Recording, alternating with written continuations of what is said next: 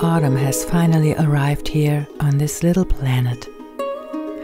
And I can't tell you what exactly it is.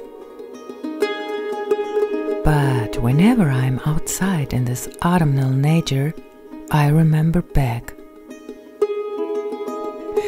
to a time of which I can say that my spiritual path began here. Or to put it in another way, I then remember that time when I first became aware that I'm more than what I do.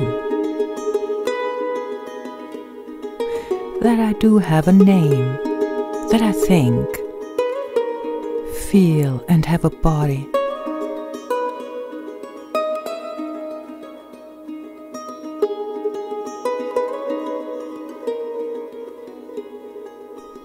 But that I am neither my name nor my body. That I'm not what I think. That I'm the one who perceives all these thoughts and feelings, notices them as something that appears all at once. And that I couldn't say exactly what or who exactly I am, again and again. During that time, I became interested in the indigenous peoples of North America and Canada and started to read a lot about the rights and culture of the different tribes. At that time, there was no Google, and I searched for hours in libraries, flea markets and bookstores for literature about this.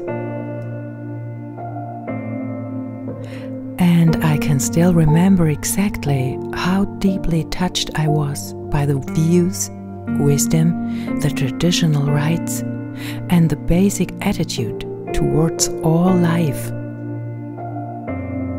That even stones were said to have vitality and healing powers.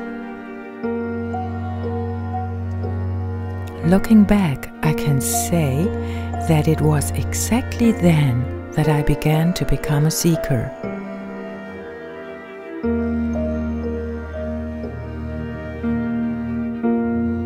That I started to question. That I became more attentive to what was going on around me and especially within myself.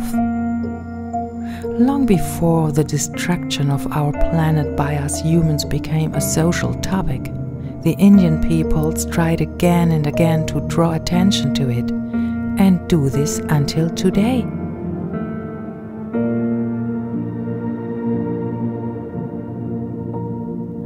Long before I myself, as a young woman, demonstrated against the dying of the forests.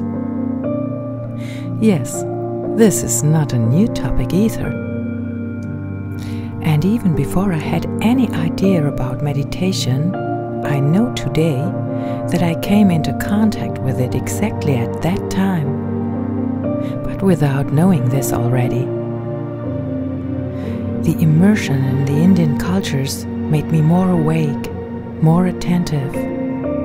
And what impressed me most was how grievances were pointed out here, always in a respectful, sometimes even reserved, patient, and often very loving, almost childlike, innocent way.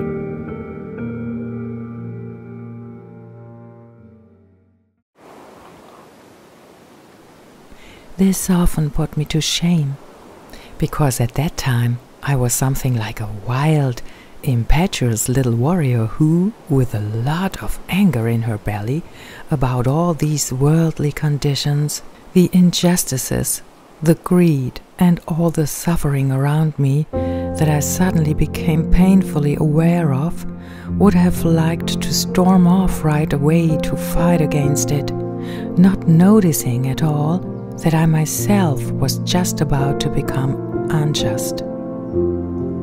Who doesn't know this wonderful and also true quote attributed to the Apaches and the Cheyenne? Do not judge your neighbor until you have walked 2 moons in his moccasins. It's strange that all this is coming back to me so clearly just now. Just the other day I had already told you in a video, yes, how I had woven my medicine wheel a long time ago. But maybe that's also because all these things that had touched me so much back then and also challenged me are still the absolutely same topics today, which still drive me, yes, which ultimately drive us all, of course, often quite differently, over and over again. Nature is not destroyed only today or since 20 or 30 years. Animal suffering is not a new topic. That we humans also here now, today, still cannot see that peace is not simply the opposite of war. Yes, now it doesn't seem strange to me that I'm just now thinking back to all this. I can see connections, and I can see that in fact not very much has changed at all since a long, long time ago. And I can look at what that means for myself. Has there been change in me?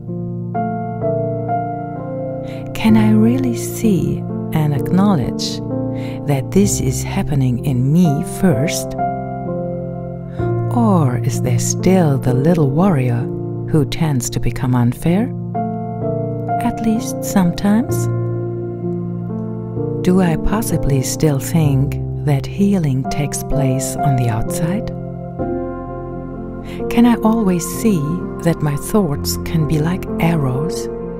Once released, they hit their target, and if I'm not mindful, I can be my own victim?